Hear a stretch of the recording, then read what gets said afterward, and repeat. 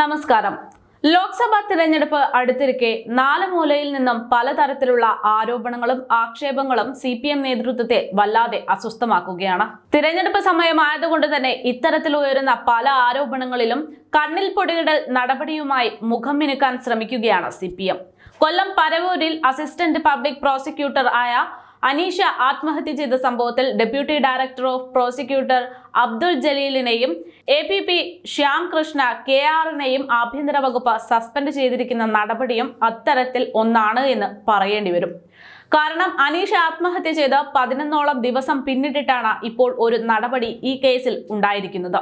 CPMലെ ചില ഉന്നത ഉദ്യോഗസ്ഥരുടെ മാനസിക പീഡനത്തിൽ മനംനൊന്താണ് അനീഷയ്ക്ക് ആത്മഹത്യ ചെയ്യേണ്ടി വന്നതെന്ന ആരോപണം നിലനിൽക്കുമ്പോൾ പോലും ഈ കേസിൽ മെല്ലപ്പോക്ക് തുടരുകയായിരുന്നു. കേസിൽ ഇങ്ങനെ നടപടിയെടുക്കാതെ കേസ് വലിച്ചേക്കുന്നതിൽ നിന്ന് തന്നെ വ്യക്തമാണ് പാർട്ടി ഈ ആരോപണ വിധേയരായവർക്ക് മൗനമായി പിന്തുണ നൽകുന്നുണ്ട് എന്നത്. 11 ദിവസമായിട്ടും ഉദ്യോഗസ്ഥരെ ചോദ്യം ചെയ്യാതെ ഇഴഞ്ഞു നീങ്ങുകയായിരുന്നു പോലീസിന്റെ അന്വേഷണം.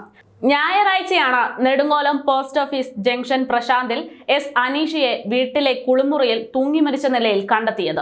ഉന്നത ഉദ്യോഗസ്ഥരെ സംബന്ധിച്ചുള്ള പരാതികൾ ഉൾക്കൊള്ളുന്ന ശബ്ദരേഖകൾ കഴിഞ്ഞ ദിവസം ഇതിന്റെ ഭാഗമായി പുറത്തുവരികയും ചെയ്തു. ജോലിയിൽ നേരിട്ടുള്ള സമ്മർദ്ദങ്ങളെ കുറിച്ചായിരുന്നു അനീഷ ഈ ശബ്ദരേഖയിൽ അധികവും പറഞ്ഞത്.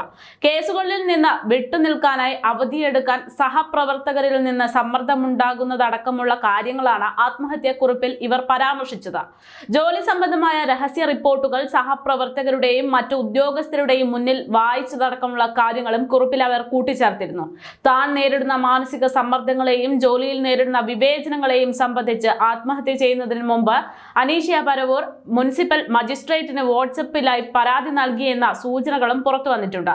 ഇതിന് പിന്നാലെയാണ് CPMനെതിരെ ശക്തമായ ആരോപണം ഉണ്ടായിരിക്കുന്നത്. കേസിൽ deputy director of prosecutor Abdul ജലീലിനെയും APP ശ്യാം കൃഷ്ണ KRനെയും ആഭ്യന്തര വകുപ്പ് സസ്പെൻഡ് ചെയ്തു. എന്നാൽ GS ജയലാലിന്റെ സസ്പെൻഷൻ നൽകുന്ന കാര്യത്തിൽ ഇതുവരെ മുഖ്യമന്ത്രി നടപടിയോ വിശദീകരണമോ നൽകിയിട്ടില്ല. പോലീസ് ചോദ്യം ചെയ്യലിനും കേസെടുക്കലിനും മുന്നെയാണ് സസ്പെൻഷൻ നടത്തിയിരിക്കുന്നത്.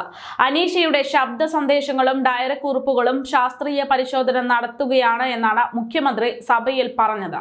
മേലുദ്യോഗസ്ഥനായ DDP അബ്ദുൾ ജലീലിന്റെയും സഹപ്രവർത്തകനും ജൂനിയറുമായ ശ്യാം കൃഷ്ണയുടെയും മാനസിക തൊഴിൽ പീഡനത്തിന്റെ മനോവിഷമത്തിലായിരുന്നു അനീഷയുടെ ശബ്ദ സന്ദേശം പുറത്തു വന്നതെന്നത് വ്യക്തമാണ്. എന്നാൽ ആത്മഹത്യക്ക് കാരണം ഇതൊക്കെയാണ് എന്നതിന്റെ തെളിവ് ഇപ്പോഴും ലഭിച്ചിട്ടില്ല എന്ന സിറ്റി ക്രൈംബ്രാഞ്ചിന്റെ വിശദീകരണം ഇതിനു പിന്നാലെ വന്നിട്ടുണ്ട്.